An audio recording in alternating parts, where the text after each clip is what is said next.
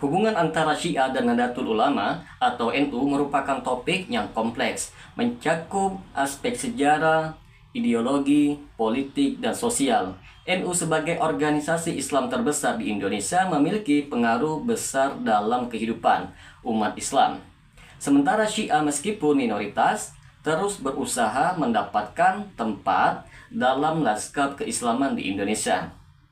Dalam pembahasan kali ini kita akan membahas hubungan politik antara Syiah dan NU, bagaimana interaksi antara keduanya berkembang, serta dampak yang ditimbulkan dari hubungan tersebut. Bagi teman-teman sekalian yang penasaran dengan kelanjutan dari pembahasan video kali ini, maka tonton terus video ini hingga selesai agar kita menemukan fakta yang sebenarnya.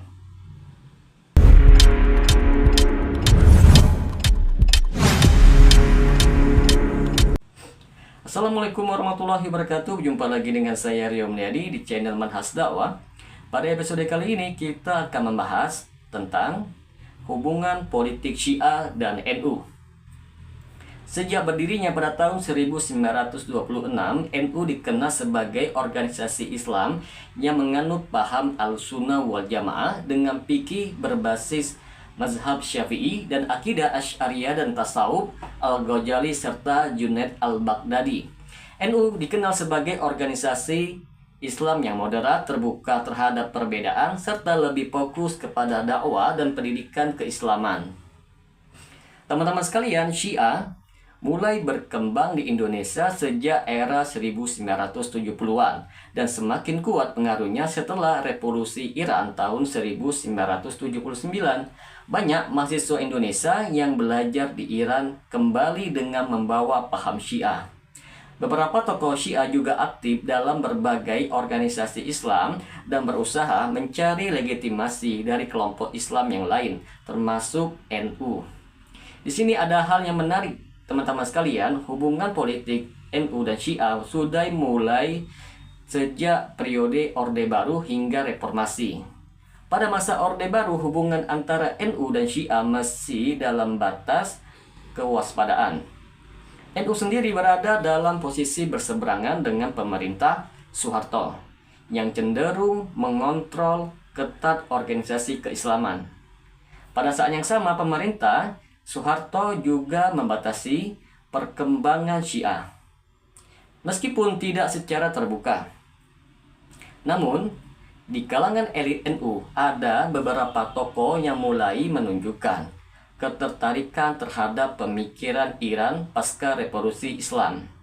Beberapa kader muda NU mulai terpengaruh oleh gagasan revolusioner Iran, terutama dalam konsep wilayah al-faqih, yaitu kepemimpinan ulama yang dianggap relevan dengan perjuangan politik Islam di Indonesia. Setelah reformasi tahun 1998, kebebasan berpendapat dan berorganisasi semakin terbuka. Pada periode ini, teman-teman sekalian, Syiah lebih leluasa menyebarkan ajaran dan mencari aliansi politik. Beberapa tokoh NU mulai menunjukkan sikap lebih terbuka terhadap Syiah, bahkan ada yang mendukung dialog Sunni Syiah sebagai bentuk toleransi beragama. Di sisi lain, sebagian besar ulama NU tetap mempertahankan sikap waspada terhadap Syiah, terutama karena perbedaan akidah yang mendasar. Namun di tingkat organisasi ada kelompok-kelompok yang dianggap lebih lunak terhadap Syiah dan mendukung adanya dialog antar mazhab. Teman-teman sekalian, ada upaya dari Syiah untuk menyusup ke dalam NU. Yang pertama, seperti pemanfaatan isu toleransi dan pluralisme. Syiah sering sekali memanfaatkan isu toleransi dan pluralisme untuk mendapatkan simpati dari NU. Mereka menggunakan pendekatan bahwa perbedaan Sunni Syiah hanyalah masalah furu, yaitu cabang, bukan usul, yaitu pokok, sehingga tidak perlu dipertentangkan. Yang kedua, interpretasi ke dalam lembaga pendidikan NU. Beberapa lembaga pendidikan yang berbasis NU menjadi sasaran interpretasi ideologi Syiah. Ada beberapa pesantren dan universitas yang mulai memasukkan pemikiran Syiah dalam kajian akademis mereka dengan alasan memperluas wawasan keislaman. Yang ketiga, penyusupan dalam organisasi dan media NU. Beberapa individu Syiah berusaha masuk ke dalam organisasi kepemudaan NU seperti PMII, yaitu Pergerakan Mahasiswa Islam Indonesia, dan lembaga-lembaga sosial yang berada di bawah naungan NU. Selain itu teman-teman sekalian, beberapa media yang berbasis NU juga memberikan ruang bagi wacana-wacana yang bersimpati terhadap Syiah. Setelah adanya hubungan antara Syiah dan NU, maka ada kontroversi dan penolakan terhadap Syiah dalam tubuh NU itu sendiri. Seperti yang pertama, fatwa ulama NU tentang bahayanya Syiah. Meskipun ada sebagian kecil tokoh NU yang bersikap lunak terhadap Syiah, mayoritas ulama NU menolak penyebaran paham Syiah di Indonesia. Beberapa keputusan penting yang menunjukkan sikap NU terhadap Syiah antara lain seperti Muktamar NU ke-33 di Jombang. NU secara resmi menegaskan bahwa ajaran Syiah tidak sesuai dengan Ahlussunnah wal Jamaah. Pernyataan PBNU, yaitu pengurus besar Nahdlatul Ulama, beberapa kali PBNU menegaskan bahwa Syiah bukan bagian dari ajaran Islam yang dianut oleh NU. Yang kedua, reaksi ulama NU terhadap penyebaran Syiah. Banyak kiai-kiai NU yang secara terbuka menentang penyebaran Syiah di Indonesia, terutama karena ajaran mereka yang mencela sahabat Nabi Muhammad SAW dan menganggap imam-imam Syiah sebagai pemimpin yang maksum. Teman-teman sekalian, ada dampak politik dan sosial dari hubungan NU dan Syiah. Yang pertama, polarisasi di internal NU. Hubungan antara NU dan Syiah menyebabkan polarisasi di kalangan warga NU itu sendiri. Sebagian kecil kelompok cenderung pro dialog dengan Syiah, sementara mayoritas menolak ajaran Syiah karena dianggap menyimpang dari Islam.